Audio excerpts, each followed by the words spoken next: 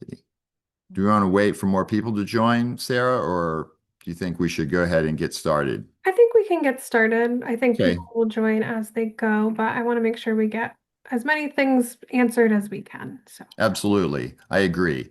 I'm Ryan Wheeler. I'm the director of the Robert S. Peabody Institute of Archaeology at Phillips Academy in Andover, Massachusetts, and co-chair of the Society for American Archaeology's um, Public Education Committee. And we organize this webinar, and we have some great guest panelists. I'm going to ask them to introduce themselves in a moment.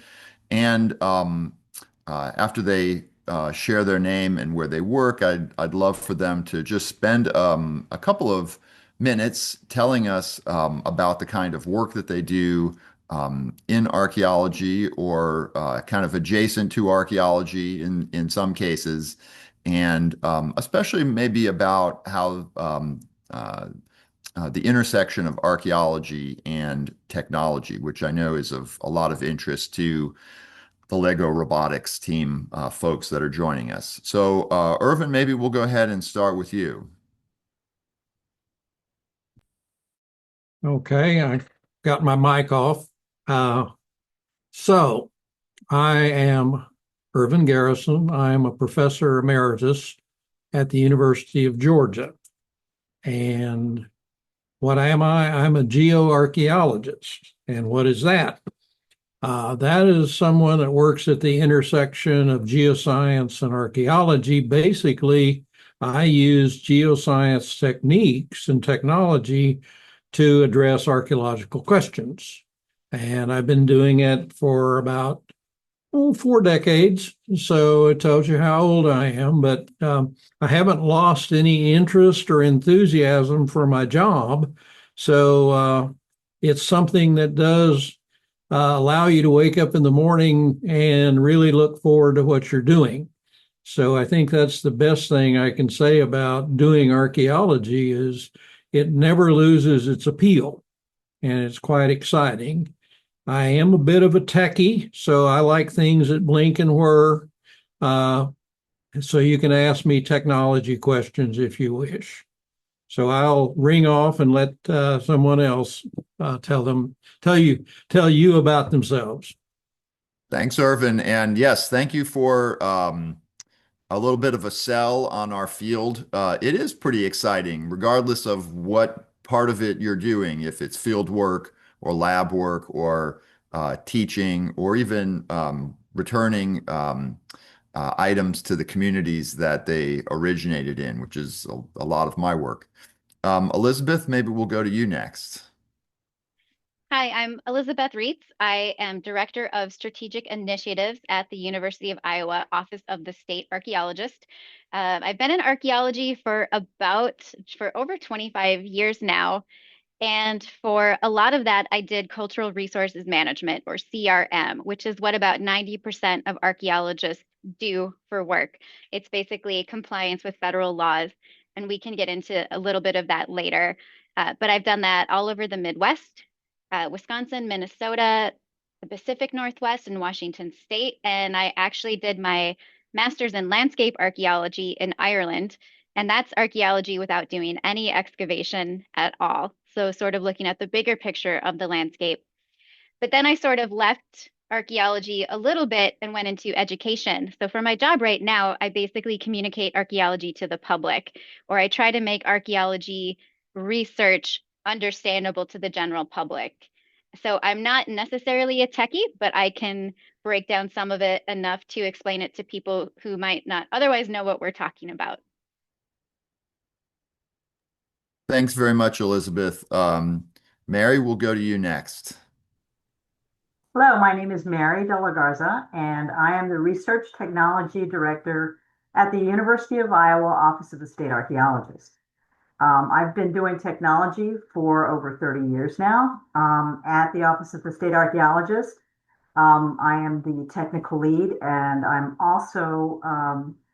also work in archaeology with drones, and I work with systems to elevate how we do archaeology.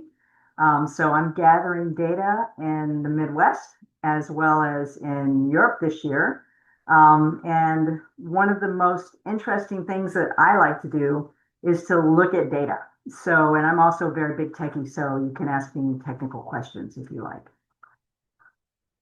Oh, that's fantastic. Yes. Webinar participants, as promised, we have some archaeology techies with us. So you can, ask them your super techie questions. We have some questions that people have already submitted, so we're going to kind of pose some of those to our panelists. And Sarah is going to keep an eye for us on kind of questions coming in from our live audience to see if we want to kind of jump in with those. So Sarah, feel free to do that. Um, I'll pose this first question to Sarah, actually to Elizabeth, sorry. I know she was telling us that she had already been thinking about these. What are the top three challenges that archaeologists face? So the top three challenges that I thought of in archaeology are pretty broad and general problems that sort of affect the entire profession across the world. A big one is funding. We do a lot of work for compliance, which means people hire us to help them comply with the law. But there's not a lot of money for outreach and engagement or sort of going back to the past and catching up with some of the things where our technology and our methods are changing all the time. And so the contracts we get to do, for example, archaeology before a road is built, will cover the cost for that project, but they don't necessarily help us with all of the other things that we have to do.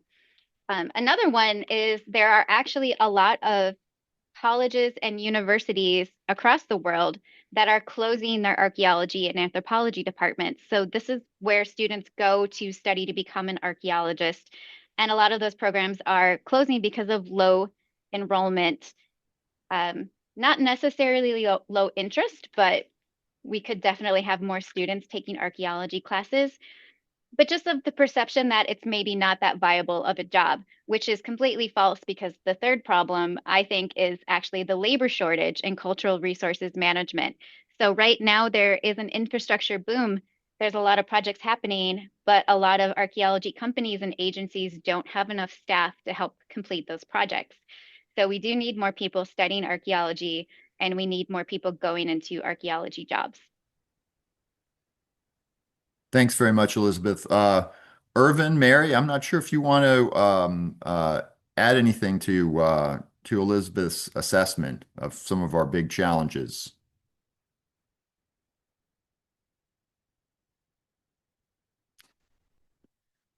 Mary, you can unmute.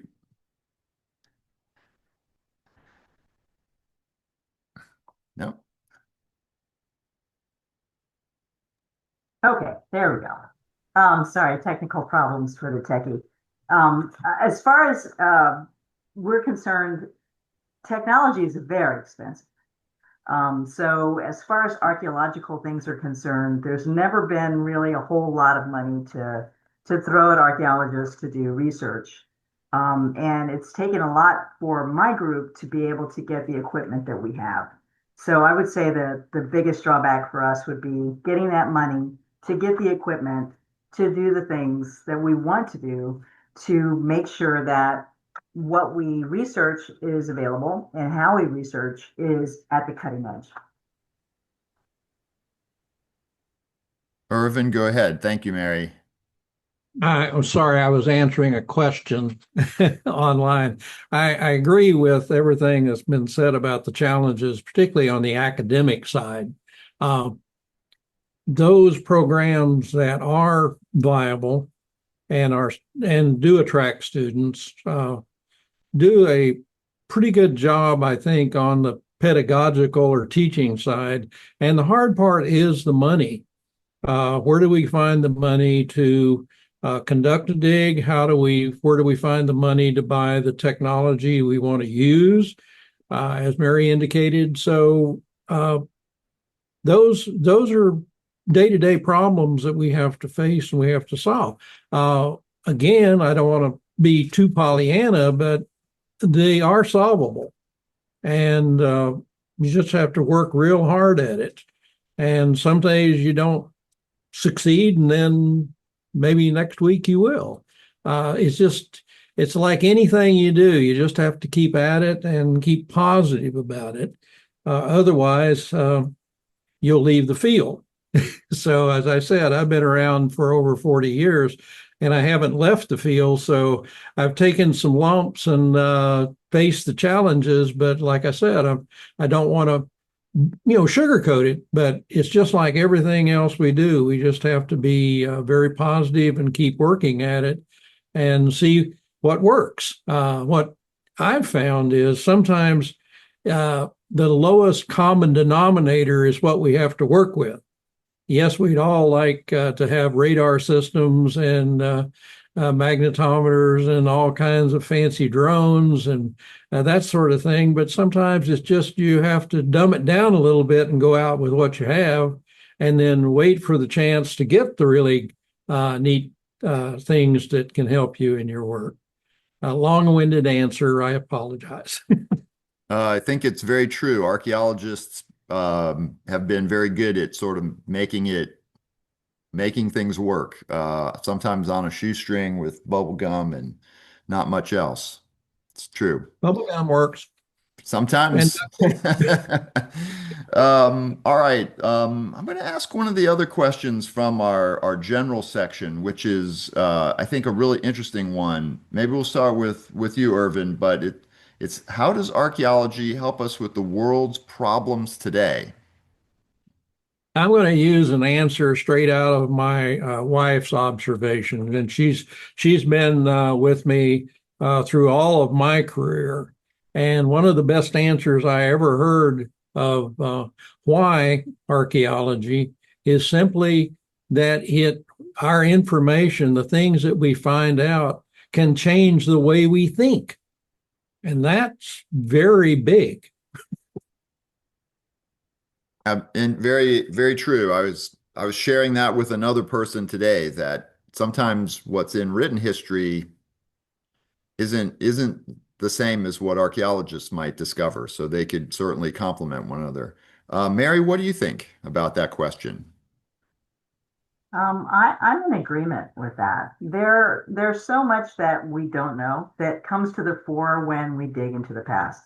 When we get out there and we look at what people were actually doing and not just what they were writing about. Because it's very important to see, what is happening socially. What is going on at that time period, not just, this skirmish or that skirmish or famines, of course, but what were they doing and how were they doing it? And I think we'll find that there are things that people were doing that we're still doing, and that those are the things that are important to say, okay, so how much has changed and how much hasn't changed comparatively? What do you think, Elizabeth? Thank you, Mary. So I'm going to roll back a little bit to what archaeology actually is. And archaeology is one of the four branches of anthropology. Anthropology is the study of humans in human culture. So archaeology is studying human culture through material remains, material culture, and past environments. And so I always tell people it's not about the artifacts, it's about the people and what the objects can tell us about people. So archaeology can really just teach us what it means to be human. And part about being human is knowing what our similarities and differences are and learning about other cultures. And through studying archaeology and learning about people in the past and present, we learn to respect other cultures. Fantastic. Very true. Sarah, I know that there have been a lot of questions coming in through the chat. Do we think there are any that we want to pose to our panelists? Certainly. So I have seen a few about drones. Let me find the one I was Okay. just looking at, since I think that might be We, a pretty popular we question. promised Mary questions about drones. And one with ROVs. Let me find. Perfect. People are putting in a lot of questions. I just lost it, so I was just answering a question.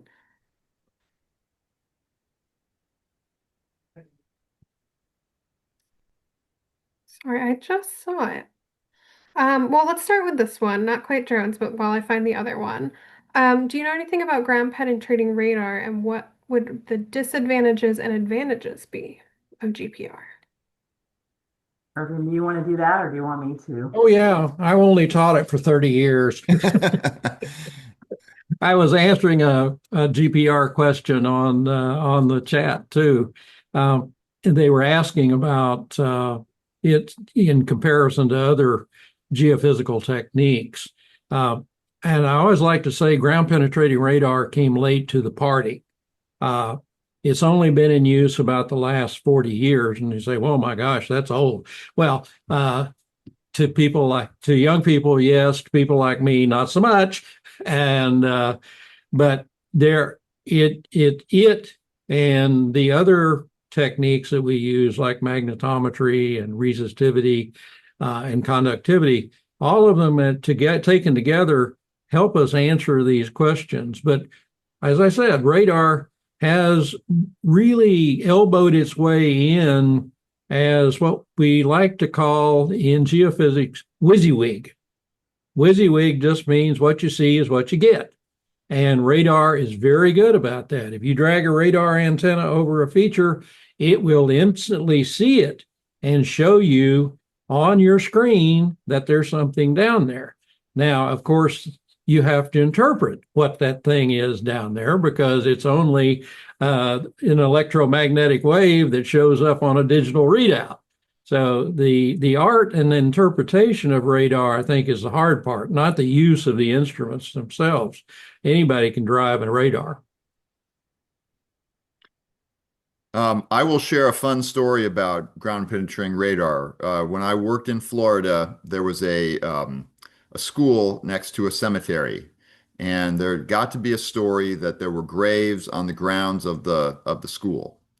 And so the school district hired a company to do ground penetrating radar, and there were all of these um, uh, targets that showed up across the school grounds. And there were journalists interviewing children at the elementary school, literally asking them what it was like to go to school on top of a cemetery. Because everybody assumed that the targets that they saw on the GPR were graves. And they asked me what I thought, and I said, the only way you'll know is if you dig and see what's there. You don't have to disturb the graves if they are in fact graves, but I had a suspicion that they weren't. None of them were. They were old grease traps and utilities and various, things that were just kind of part of the school that people had forgotten about, irrigation systems and things like that. So exactly to your point, it's got limitations sometimes. Mary, Okay. I don't know if you wanted to add anything about As far GPR. as GPR is concerned, I think that GPR used in conjunction with other things that we use, just like what I do, I use LiDAR. You have to have more than just that to make an educated guess or an assumption. And you have to go out and say, okay, now I need to go out there and figure it out. You do have to put your boots on the ground at one point. Even if it looks just like a grave, like you said, it may not be. I look at I look at burials a lot, and sometimes it's like, yep, absolutely. And then sometimes it's like that looked just like this feature over here, exactly the same size, but when you go out, it's not. So you've got to use all of the available technology, and you have to go out and check it. So you can't just not go and dig in the dirt. That's the fun part, though, right? Thanks very much. Oh, Nope, sorry. I was going to pose. I found a pretty general drone question, but I think it might be a good place for you to start, Mary. How are drones or AUVs in archaeology used? They're used in a lot of different ways. So it depends on the kinds of payloads or cameras, sensors that you put on the bottom of your drone and that you fly.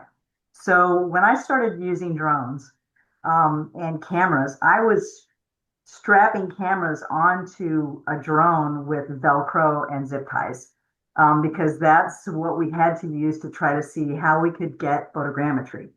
And now that I'm using LiDAR, LiDAR is used to look at the landscape and to build very sophisticated, precise 3D models so that you can go and after you get this data, your big LAS files, and you turn those files into other files. There's lots of software. So if you're technical, there's all kinds of things you can use to do that kind of work.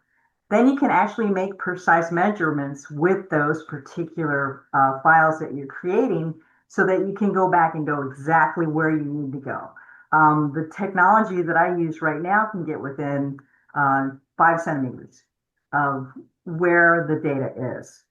And you can actually use drones and those payloads to get things a lot faster than if you were, say, on the ground and you're walking and you're mapping things out. I did 50 acres in 2.5 hours as far as actually flying the grid. And that was a long time because I was going quite slowly. So you're getting photogrammetry, you're getting LAS files. So you can also do thermal work. I also do that. I have a thermal payload. So we're looking at things beneath the surface that give off different lights. Okay. That's very cool. I'd like to interject too. Everything that Mary said about using drones and the evolution of it is correct. I'm sort of a latecomer to drone technology because I appreciate photogrammetry. I love LiDAR, but I'm basically a geophysicist. And so I had to figure out how to hang geophysical instruments off of a drone before I really got interested. And I like to report that we have figured that out. And the only difference is in Mary's case, she flies probably a lot higher than we do. We found that we have to fly within 6 to 9 feet of the ground, which isn't the best place for a drone. You run into things. And I will say that we hit a fence about 2 months ago. And the drone was the worse for wear after hitting the fence. We finally got it fixed, but that's the kind of things that we found out when you try to combine, say, radar with a drone, you've got to fly at very low altitudes for the radar to work, but it does work. And it's really impressive when it does, but we have to be careful how we fly because we don't have the altitude. And you have to stay away from trees. Stay away from fences. And bushes. Yeah, my only 2 attempts flying a drone both went into a tree. I got it out and immediately flew it into another tree. So I've left the drone flying to those that are more adept. Mary, can I interject, Ryan? Absolutely. Mary will back me up on this, that some of the drones have really gotten sophisticated, and of course they're all software driven. So the computer kicks in, and sometimes when it sees a tree, it'll stop. And you're sitting there and you're trying to survey, and the stupid drone won't move.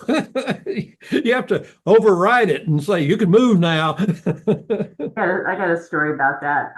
I was going over this tree, and my drone was set so that it wouldn't hit anything, and it just wasn't moving because it was too close to something. So I thought, okay, I'm not going to hit anything. I'm just going to go straight up. Oh, I didn't hit anything. Brought the drone back. It was green all over it. Had green. It was in the tree. I couldn't tell it was in the tree, and it wasn't telling me that it was in the tree, but it was in the tree. So yeah.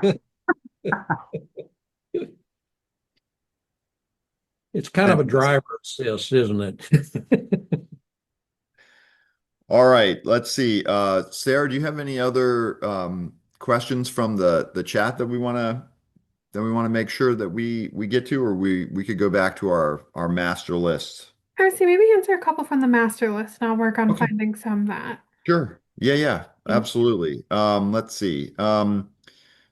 This is interesting, and Elizabeth may have want to start with this one. This question says, we are hands-on learners. What is the best way to capture and hold our attention on the topic of archaeology? Archaeology actually is not for every kid. So I do a lot of work with kids of all ages. And honestly, some archaeology work is really slow and tedious. And it's not great for kids who like things fast paced. So I've worked in archaeological units with kids, and there's very few who actually want to sit down and very slowly and methodically peel away the soil. Um, it is slow, it is tedious, it is very hands-on, but it's also not for everybody. I love to do mapping activities with kids because it can get a lot of people up and moving and using teamwork and using different equipment to map and document. I even do it on campus with kids because archaeologists use the same techniques wherever they are in the field as you would to map and describe some buildings. So I love building skills that way too. We try to do a lot of hands-on activities with kids. If you haven't done project archaeology curricula, you can get that online, and they walk through a lot of really great lessons about archaeological inquiry, and a lot of them are hands-on, including some cataloging and sorting of artifacts, which again is also very hands-on, but it's not for everyone because it can be slow. So if you like to do hands-on but independent work and stay focused, archaeology lab work and archaeology field work might be really great. But keeping a big group of kids engaged in archaeology, that is a challenge. And if you can solve it or have any advice, please let me know that. Usually when we have a big group of kids, we try to have multiple adults on hand because there will always be kids who really aren't interested. And so they can peel off and go do a different activity. I think Elizabeth put her finger on a problem, and it doesn't just extend to grade and middle school problems. I've faced the same problem in university. How do you keep people engaged if they're not doing something? And that's the point. If particularly if you're trying to say teach radar, and if you're lucky, like we were, we have like 3 radar machines. But if you've got 20 people in the class, 17 people are going to be sitting over there pitching pennies. And to keep them engaged, you have to come up with a way to integrate people into the entire process. And I think that's the genius of it. You have to engage people, or as Elizabeth says, they lose interest. And I don't blame them. I get bored.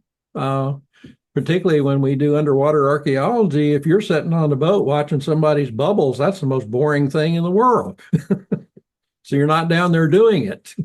So engaged is the way to be, I think. And if we could keep people engaged in the field, in the lab, then I think the excitement comes through. But just sitting around, like I said, watching somebody blow bubbles on the bottom of a lake or the ocean is not fun. Mary, I don't know if you had anything that you wanted to add. Yeah, that is a hard thing. I do a class called The Edge of Space in the summertime where the students have to build their own LiDAR sensors, which is kind of cool. So they're doing that. And then when they get to me, then we attach the LiDAR sensors and then I fly the survey area that they want to fly. And then we bring it back and then we do data. We take the data and then we process it. But while I'm flying the drone, they're not interested at all. At first they are because they're like, it's cool. It's a big drone. It's fun to look at. It's fun to kind of look over and see what's happening with the remote. But only 2 people can get behind me to see what's happening with the remote.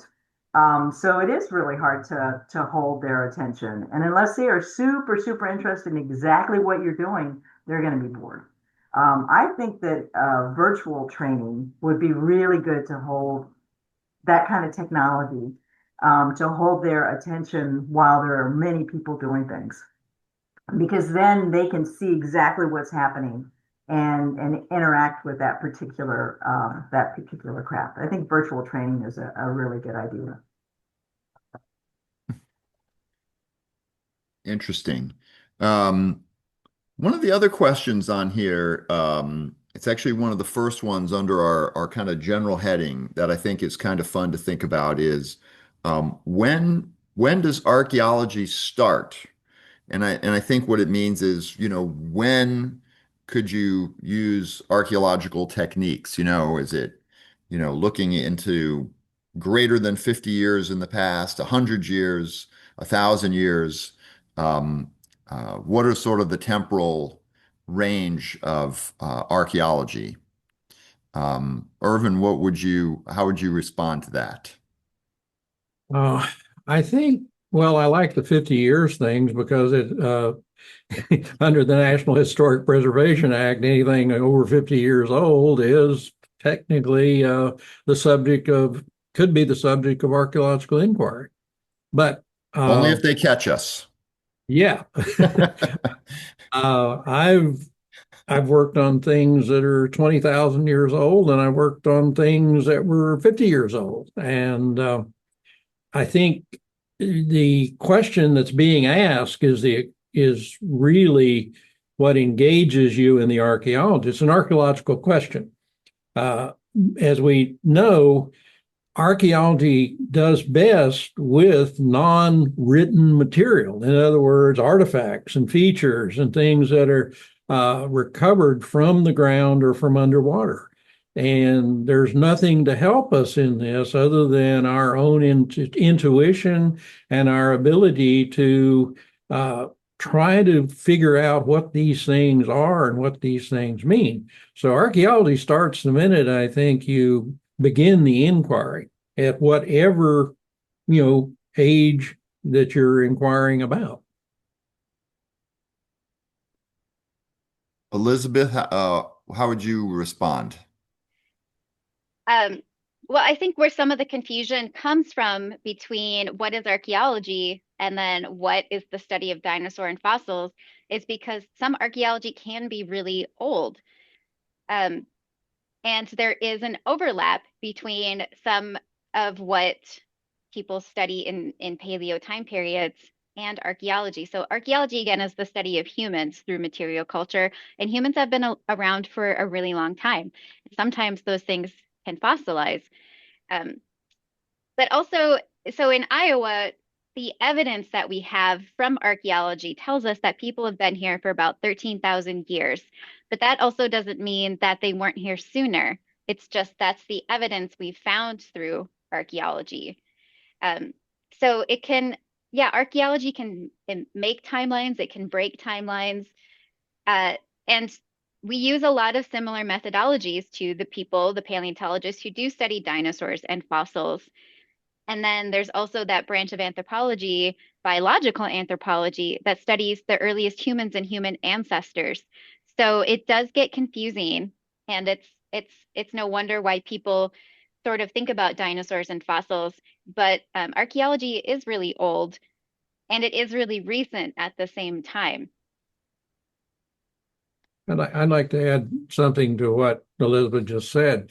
One of the things about time depth, and when we say time depth, if you're talking about 2 and 3 million year old sites versus something that's 50 years old, one thing I've found is the younger a site is, the more stuff you're likely to find. And the older the sites are, say a site that's 1 million years old, you're not going to find a lot of stuff. And so it's very difficult to interpret because you're missing the data, you're missing the material. So that's one of the big problems in doing really old archaeology is that you're working with a very small sample, whereas as you get closer and closer to the present day, a lot more stuff survives. I think when I was in Florida, we worked with sites that were related to the turpentine industry, extraction of turpentine made from pine resin. There were whole communities built around this industry. In the kind of after the Civil War up through the 1920s or so, when they start to have synthetic turpentine. And those were pretty recent, certainly when I was there working on them, 20 years ago or so, but they were really meaningful because there wasn't a lot written about the lives of those people.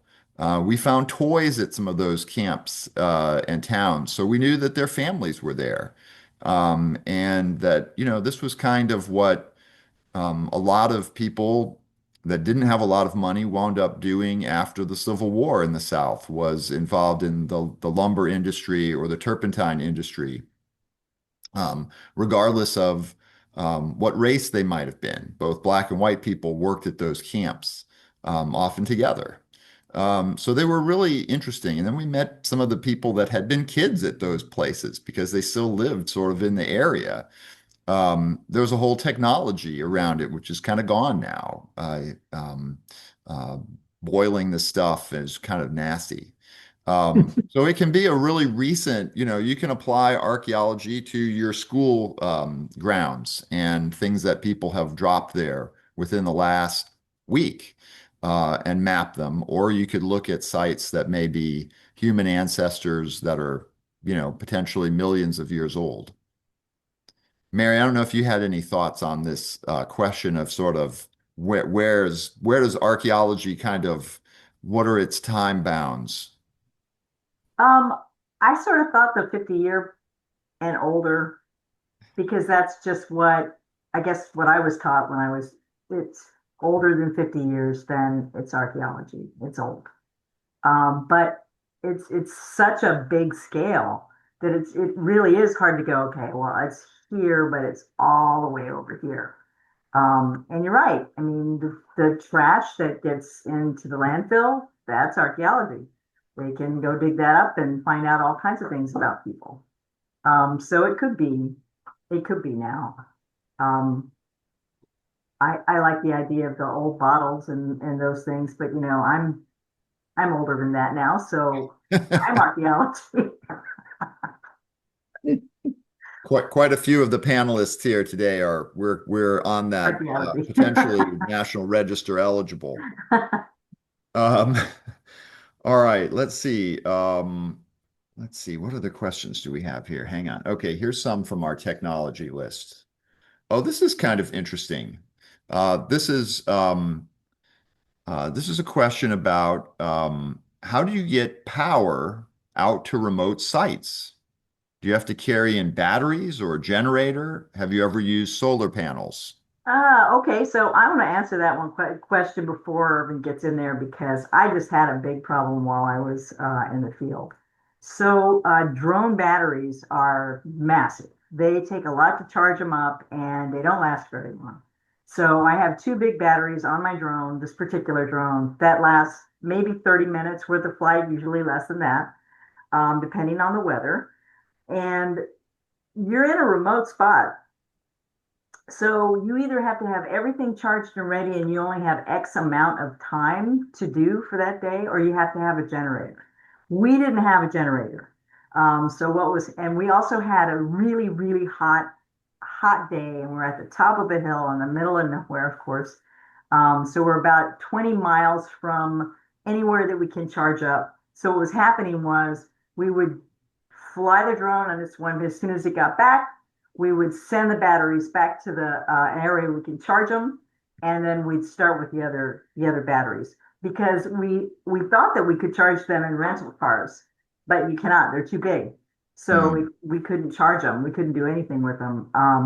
There are buy a lot of batteries, have them charged as far as what I do. And make sure the batteries are all charged up before you go. I'm constantly charging things before I go anywhere, or find a charging station that community will let you use is close to the site. We did that in Portugal. We had to go somewhere to do our charging station. So we didn't have to go back 45 miles to where we needed to go to the hotel to charge batteries. There are larger battery packs. Batteries are getting better, but heat really takes batteries down. Severe cold takes batteries down.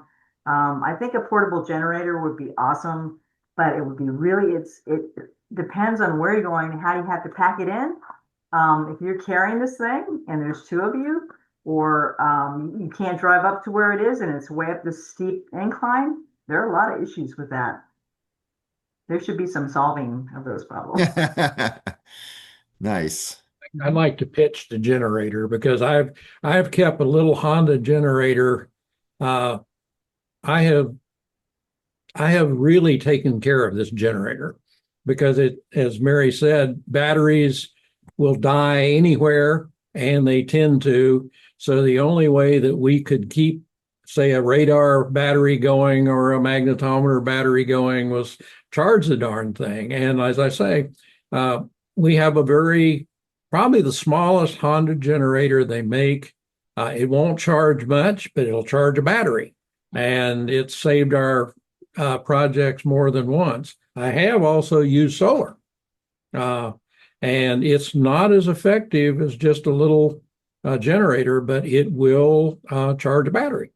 So again, it's packing it in. I have found that if you share the load, you can get a generator into a site. Nice. Generators are, yeah, very handy. Usually I haven't had to pack them very far though. I've always resisted that. This is an interesting question, I think. When you look at new technology, what are the top features that make a new tool appealing to use in the field? Well, the throw answer is cost. If you can't afford it, you can't use it. Yeah, cost is the number one thing. Also ease of use. Because sometimes, for instance, I use a lot of software to get what I need to get, to process what I need to process. I use 3 different kinds of software just to get something that I can analyze.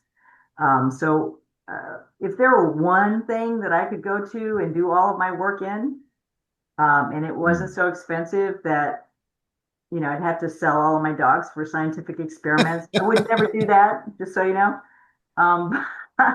But it's expensive. The license are $5,000, you know, a year for a single user for one piece of software. So it's expense is number one, because I know there's software out there that is super expensive that engineering groups are using that I could use, but it's like $20,000 a year. So we can't afford that. We have to figure it out. It's like Velcro and zip ties.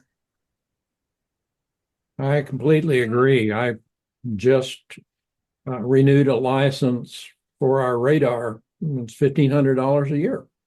And okay, I can go out on the internet and find some open source stuff, but it's not as good. So you just have to, you know, have a bake sale or crowdfund. Interesting. So there's some interesting questions that we have about site protection and things like safety. Let's see. What are archaeologists doing to protect underwater and coastal archaeological sites from floods and hurricanes? I don't know, Elizabeth, if you want to speak to that one. So I'm in landlocked Iowa. I Well, I don't work on the actually Georgia study. coast. Yeah, so I'll give this one to Ervan. All right, Ervan, go for it.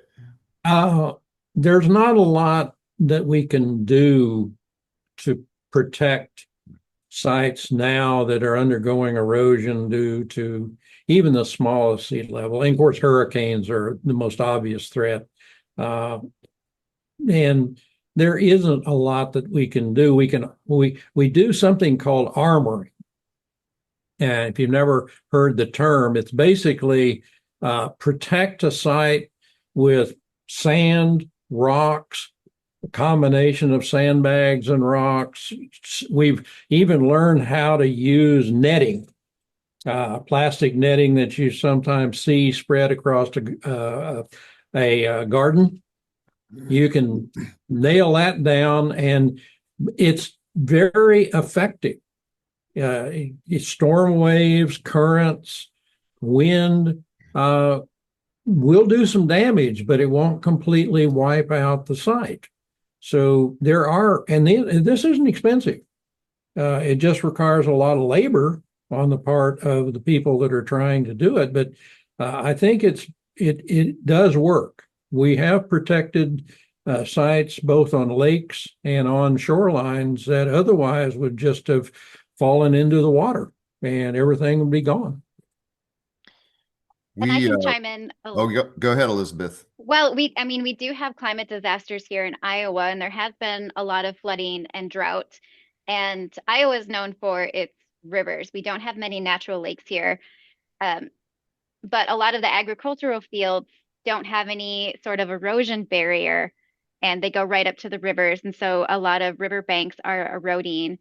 And a lot of archaeological sites are along waterways because that's where people got resources. They were the best places to live. So it's hard to know when, I mean, we can't predict climate disasters. We don't know what archaeological sites are going to be impacted. There is one example in Western Iowa where we knew that there was a danger to a site of erosion and that some bits of it had eroded. So we worked with the Department of Transportation to build an erosion barrier. Um, but a lot of climate disaster is sort of figuring out what information you can learn about the site after it's been damaged. And so there was another site in Western Iowa where a levee broke during a flood and it washed the site out and exposed a whole village site. And so archaeologists had to get some emergency funding and volunteers to go in really fast and sort of collect some of those things and collect the data before further weather or looting could wash that stuff away. So unfortunately, a lot of climate disaster is uh, figuring out what we can do to mitigate that damage after it's happened. And that happens not only with flooding and erosion, but wildfires are a big one too. Hmm. In Florida, we saw archaeological sites that were kind of small islands off the Gulf Coast that had been impacted by storms. These had very large archaeological sites on them, and after the storms, erosion started, and within a matter of a decade or so, they were gone. They were just a sandbar. The entire site had vanished. Um, Other sites that had been either vandalized, people had dug into them, or had erosion. We did projects with sandbags to try to stabilize them, to fill those holes in so they didn't sort of do more, um, or, encourage more erosion. But some of it is documentation, really is about the best that you can do through map making and things like that to document just the shapes, maybe some minimal information from those places that have been exposed. It's a big challenge.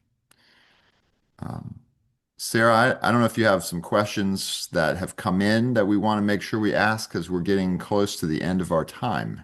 Yeah, I think one question we're getting a lot is what problems do archaeologists face the most? And are there any tools or technology you think could help address those problems? Hmm. Okay. This is a challenging question because it's so wide ranging. And I know one of the other common questions that's been coming in is how do we excavate something fragile without damaging it? How do we transport it? Um, and I think a lot of people might be overthinking that because our techniques are actually really simple when it comes to excavation and recovery. We train people to be careful and go slow.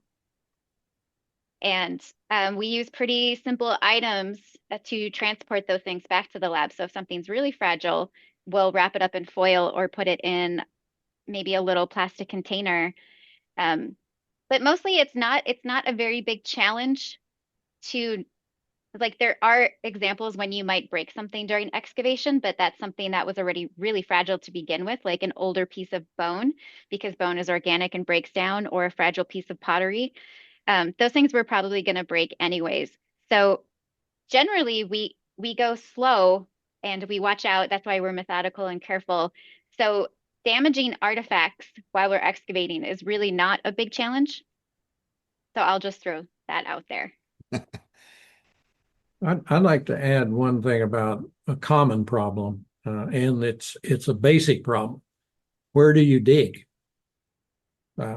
The most expensive thing you can do is dig dry holes and looking for the artifacts or the features on the site. And I think that's where things like radar and other techniques have come in to help us focus our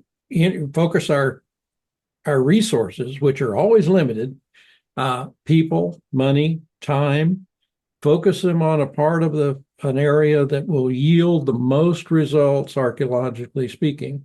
And that, again, that's one of the hard problems. Mary, I'm not sure if you wanted to comment on I that. sort of want to talk about the fact that some of those problems and focusing in is the pre-plan, right? Looking at the area, looking at those 3D images that you can create with LiDAR, looking at thermal, making decisions based on what you can see without having to walk on the terrain, because remote sensing is very valuable. You're not disturbing anything. Except for getting permits and doing those kinds of things. And if it's a good place to fly, you're good. You can go out and take a look. I'm working on a really big project right now that we thought was a smaller archaeological site that's actually quite large, and I'm finding massive evidence of medieval walls and structure that you can't see if you're walking out there. You can't see it at all. We were walking and walking and walking over and over again trying to find stuff, and we're finding pieces of things modern, which I was kind of like, what? That's not modern. It was so old. Bronze Age things, medieval things. But as I'm looking at the LiDAR that I captured while I was out there, the remote sensing piece, all kinds of targets are showing up. But now that we have to go back and look and see, does the wall really extend that way? Is it really a medieval wall? But at least we didn't just go out there and start digging around and try to find something. It would have been crazy. So that's what they're trying to do now, is we're looking at getting a grant to go back and investigate all of those targets that we found through remote sensing with LiDAR and thermal camera. I'd like to say yeah. one of the, Go ahead, Ervan. I'm sorry, Brian. No, go ahead.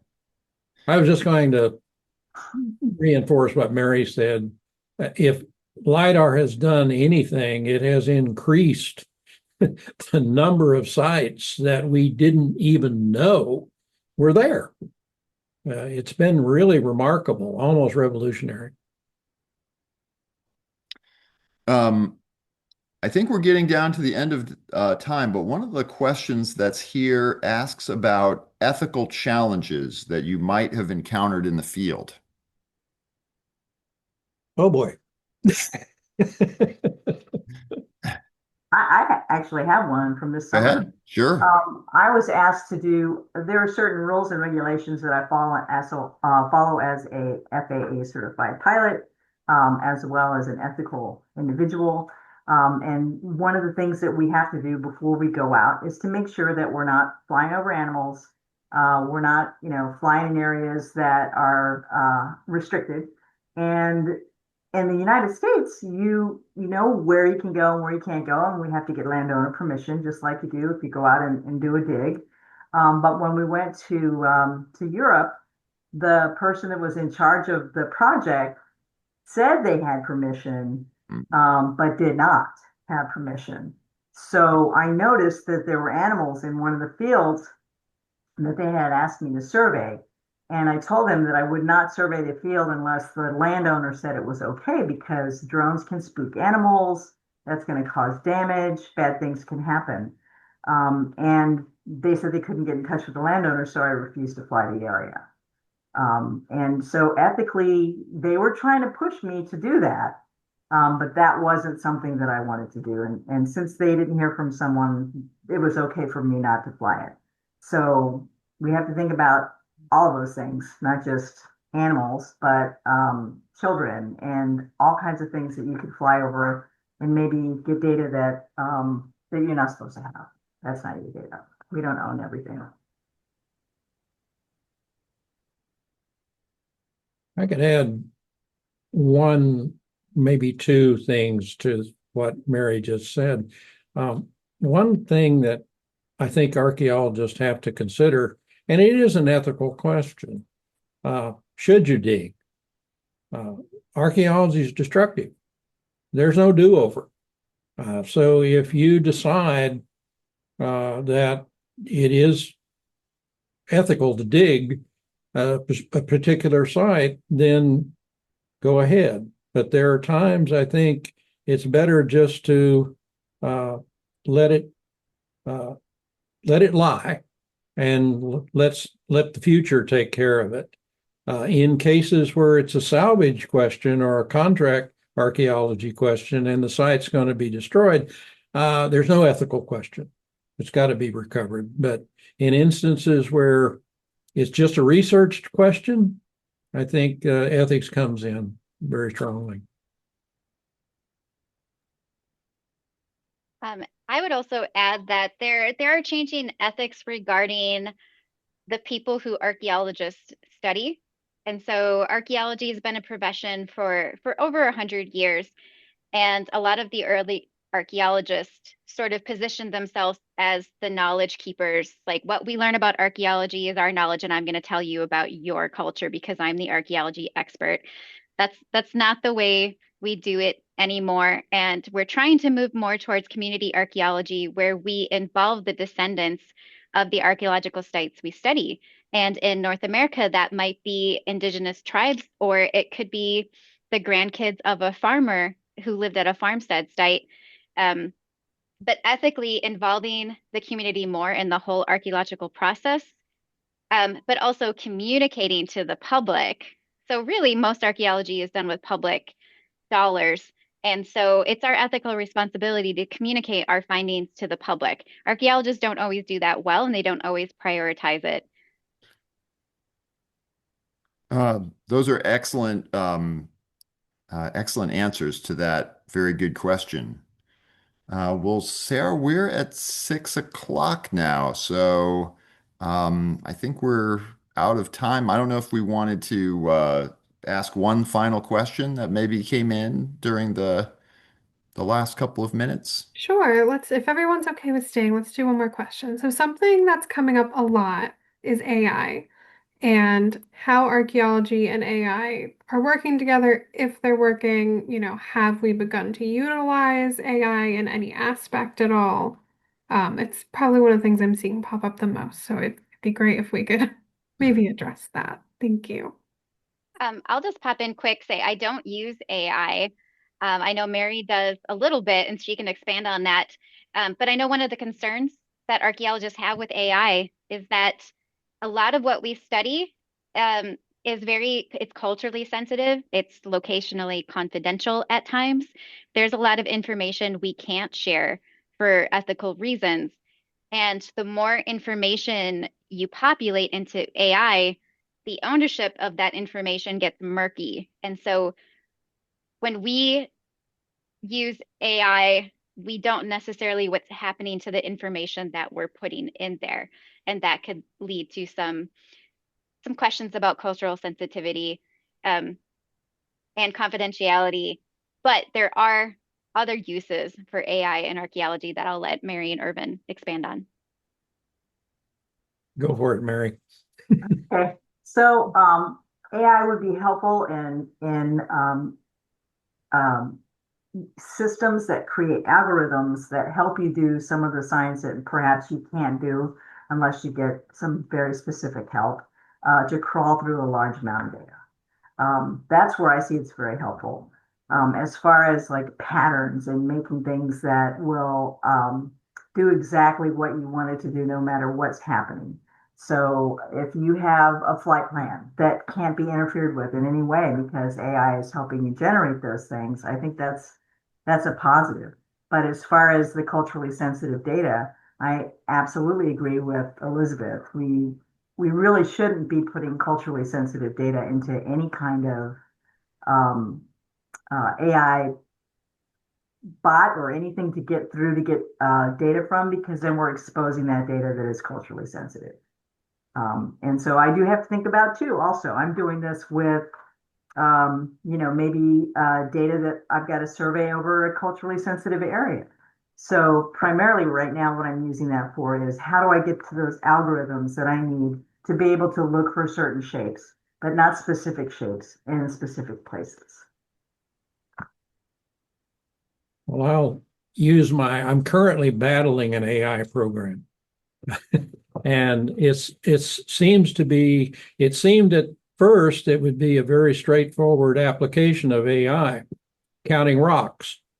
Uh, and I have been flying, we've got some drone photogrammetry of some effigy mounds in Georgia that are basically just piles of rock. So we thought, okay, we can train an AI model to go in there and count and measure these rocks, and we'll be ahead of the game, save some time. It turns out you have to train the AI program in to the very simple question of what is a rock? What are the attributes of a rock? And the thing that I have found in the last 2 weeks is either the AI program undercounts the rocks or it overcounts the rocks.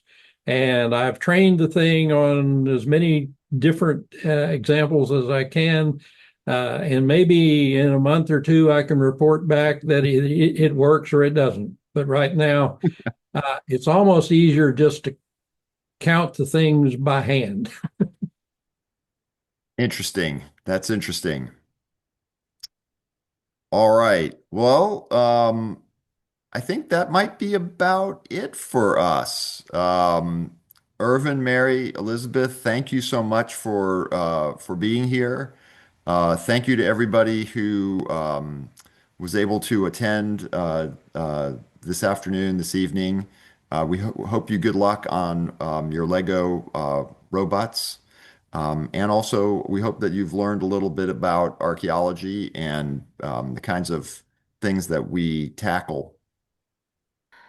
But thank you, everyone. I think this was enjoyable. Thank you. Thank you all. Thanks so Thank much. you.